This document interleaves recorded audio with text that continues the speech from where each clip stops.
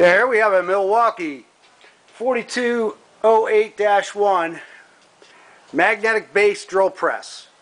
It is 115 volt. It appears to be unused. It's in really good condition.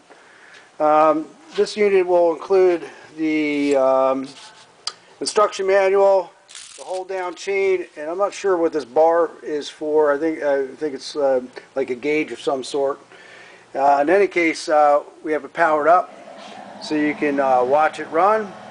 We're going to start with the controls here. This turns the magnet on. We tested the magnet. It does hold metal very well. And once you turn that on, we're going to go forward here. We're going to turn the variable speed control down here. Alright, so the machine is on right now. As you turn up the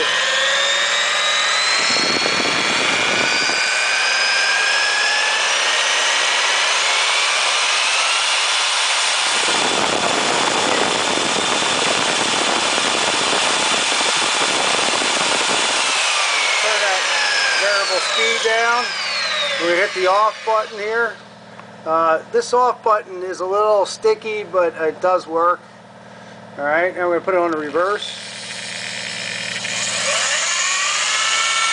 Turn variable speed up.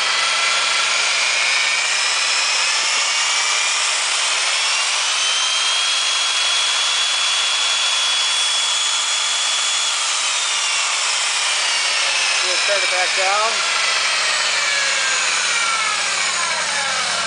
And hit the stop button again.